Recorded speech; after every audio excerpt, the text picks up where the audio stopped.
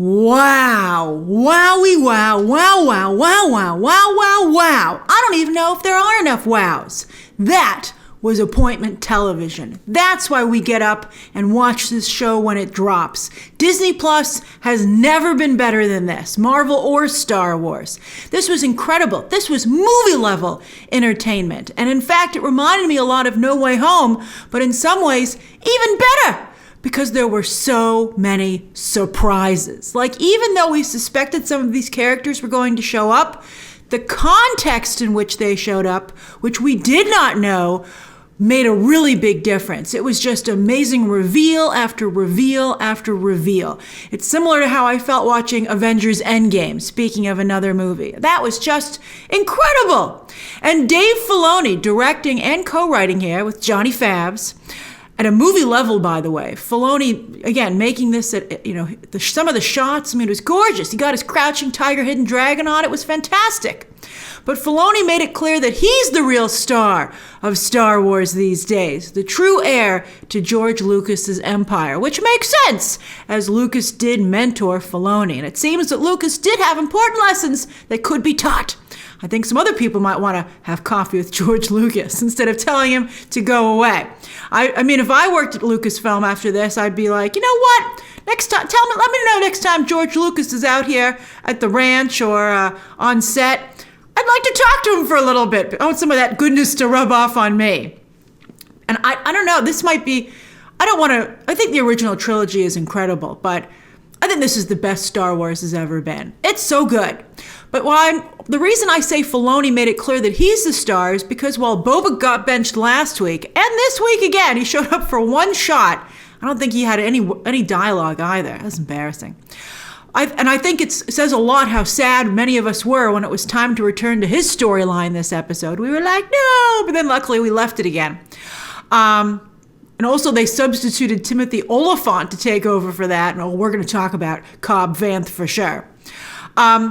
But even Mando wasn't front and center this week, as Filoni has built a deep bench of characters and lore over in animation, and now makeup and VFX have finally gotten to a point where he can bring those elements into live action. I mean, just think about that. I mean, we're blurring the line between action and live action like never before, which I think makes it more difficult for animation. I guess animation still is cheaper for the big budget stuff if you want to have these really huge things. Although with stuff like the stagecraft that they've invented for Mandalorian, they're bringing down the cost of live action as well. But animation is going to be like, leave some stuff for us, man. But as an animation fan, I'm happy to go back and forth, and go back and forth we are.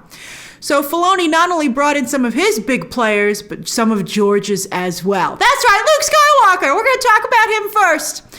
I mean, he looked pretty darn good at the end of Mandalorian Season 2. But here, as one of you tweeted me after today's episode, they will never need to recast again, as the original actors will be able to play their iconic roles for their entire lives, and maybe even then some, once audiences get the stomach for it. For instance, there have been rumors that Disney was going to use this technology to bring back Chadwick Boseman for a single scene, at least in Black Panther 2, but one pivotal scene. But because some people were so upset by that rumor, they replaced him with another character for said scene. We'll talk about that more when that movie comes out. It's tough. It's tough to know what to do. I mean, how do you feel about bringing back actors like this? I know people are very upset about what they did with Princess Leia, or Leia Organa.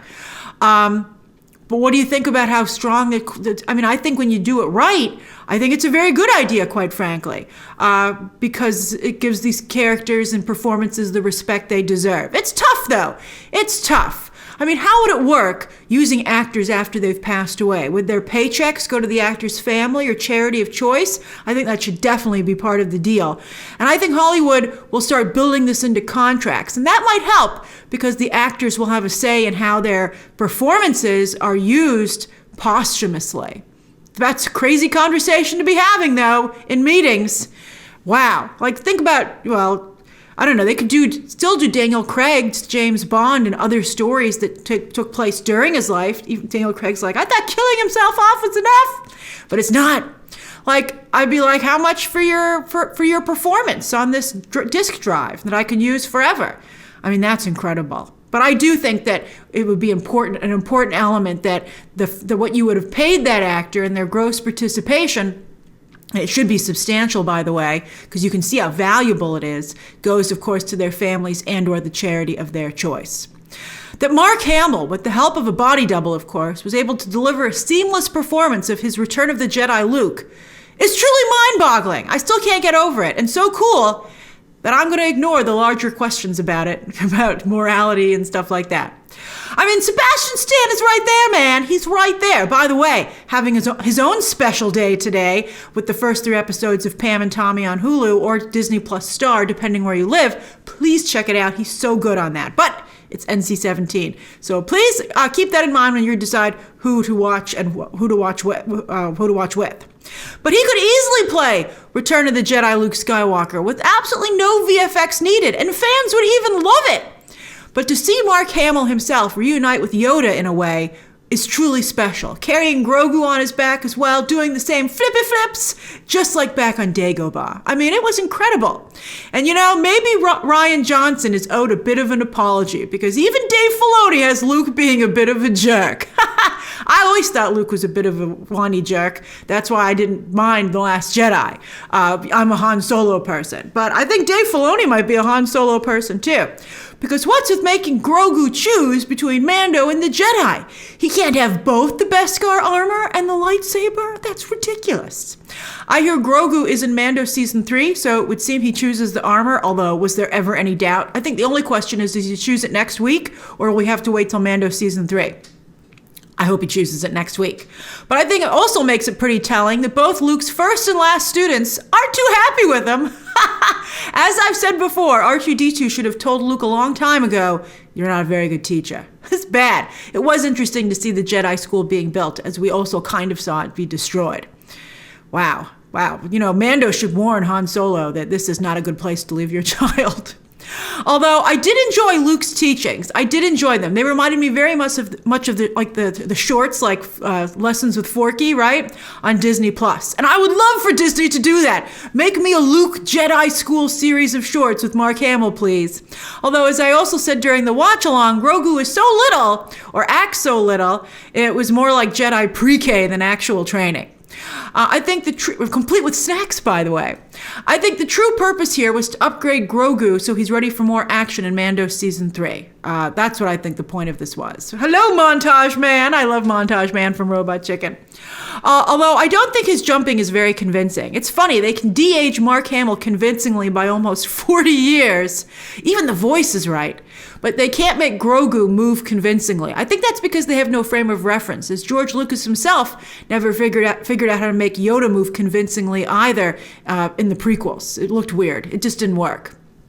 They got to work out his anatomy and how he would move more realistically. I would be happy if he just floated everywhere, quite frankly. I'm like, his legs are too little for this stuff. We also got our first scene with Ahsoka and Luke, the son, of course, of the Jedi Master who trained her, Anakin Skywalker. And we're going to be getting Anakin Skywalker back on her show, right? Oh, we have, and on Obi-Wan, Hayden Christensen is coming back. This is so fun. I still think that Rosario Dawson, by the way, needs a bigger headpiece. But boy, she is Ahsoka. Incredible casting. A very mature Ahsoka, though, who I recall had a lot of personal attachments herself. So I don't know why she's being so hard on Mando and Grogu, but a lot of those attachments did end up being a real problem for her, but she should explain that. Use your words, Ahsoka. Use your words. She does tell Luke he's a lot like his father, but aside from Luke's insistence on wearing all black, even on a warm summer day, I don't see the resemblance. Luke, are you from New York City? Before I move on to the rest of the episode, I just want to reiterate how well done Luke Skywalker was here. It was just mind-boggling, and this is a major step for Hollywood and the stories that they can tell, whether you like it or not. This is a game changer, and you just witnessed it. And I'm very curious how you feel about it now that you can see how well it can be done. Oh my God, it's incredible. It's like Upload with Season 2 coming soon. But it's not the actual consciousness of the person. It's super weird. I guess it helps that Mark Hamill is still alive, but it must be super weird for Mark Hamill, too. All right, now the other big surprise this episode was the return of Cobb Vanth, with Timothy Olyphant so Hollywood thin that when Cad Bane showed up, Olyphant should have just turned to the side and disappeared. Although Bane is also very thin himself, so it was really a supermodel showdown. We'll talk about Bane in a second. Wow. But first, obviously, Cobb Vanth's storyline was to show how the Pikes are becoming a real problem for all of Tatooine. But to show this without Boba Fett on his own show and to use Cobb Vanth for this instead is just insane. And I think shows what a last-minute decision the Book of Boba Fett must have been, with Dave Filoni and Jon Favreau eager to get back to the story they were telling. It's crazy. Timothy Olyphant, though, justified his coming back, by the way, I can't wait, knocked it out of the park, delivering strong Western vibes. So strong, so potent. Although Dave Filoni was really directing a Western there, too. They had the shots and everything. But Cobb Vanth he went from being the man who walks out of the desert and kicks over a chest of spice into the wind, poetic, to recognizing a fellow threat when he walks out of the desert. They both entered the same way, Cad Bane. Story-wise, Bane, of course, is brought in to convince this town to fight, because they were like, it's not our problem. Well, here comes Cad Bane to make it your problem. And Bane stepping into live action was truly terrifying, far more terrifying than I expected. From the VFX that brought him to life. I mean, his pointy teeth were scary enough. He's like a little piranha. But when he lifted the brim of his hat and revealed the big red glowing eyes, which are a little bit like Black Manta, by the way, but these are his actual eyes. That's just a helmet. It was very unsettling. You were like, whoa. And also, you know what else sold this moment? The look of terror on Timothy Olyphant's face. I mean, Timothy Olyphant did Cad Bane a big service here by just really selling how terrifying he is. Oh, it was so amazing. In fact, during the watch-along, Dave Filoni actually had me begging Cad Bane not to kill Cobb. I was on my knees. I was like, please. And thank goodness that red shirt deputy was around, right? Although Cobb is the one who actually wears red. Get a different shirt, Cobb. And I believe the deputy is dead. Many of us do. Well, Cobb, while he wasn't moving, I think I saw him breathe a little bit. I hope is only wounded. Obviously, intentionally, as a warning from Bane, because Bane don't miss. I even know who Bane is. I mean, I've only watched a little bit of the Star Wars Clone Wars shows. I haven't even watched any of Rebels. I got to get on this, because clearly these characters are coming.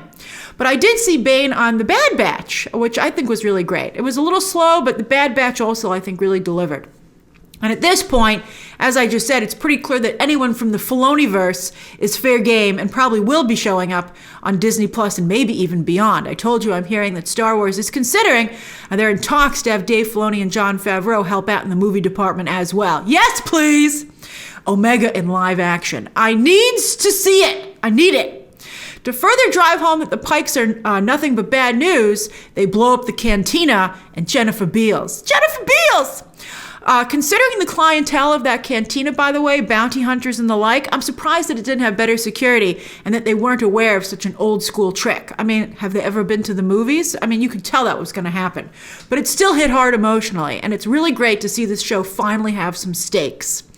Then, last but certainly not least, I'm really starting to love Mando's new ship. Even though some of you in the comments pointed out last week, I said I missed the old ship, but some of you put it really perfectly, saying before he had like a flying apartment, and now he just has a car. So he's going to have to make a lot more pit stops. And I agree. What's he going to do? Duct tape his bounties to the hood? I mean, how is he going to carry people around? Whatever. Maybe it has a trunk. But anyway, I'm starting to still like the ship. I think it's pretty cool. I like the hum and vibration. I mean, you can feel the power, and we're not even driving it as he flies around and does flybys. It's pretty sweet. It's pretty sweet. All right, one episode left of the Book of Boba Fett. I'm very curious to see how they tie things all together in the final episode next week. And how much of a role will Boba Fett have? Temuera Morrison can still come back as the clones, though, so they can still make this up to him. But I mean, basically, the Book of Boba Fett has turned out to be an ad, a very good ad for Mando Season 3 and the Ahsoka show. But of course, Obi-Wan is next up. Most likely, we all believe, on May the 4th. What a day that shall be. So it was touch and go there for a bit. But yes, it is still truly a great time to be a Star Wars fan. It's just incredible. All right, share your thoughts down below. Subscribe today. And of course, as always, you can check out some more videos right now.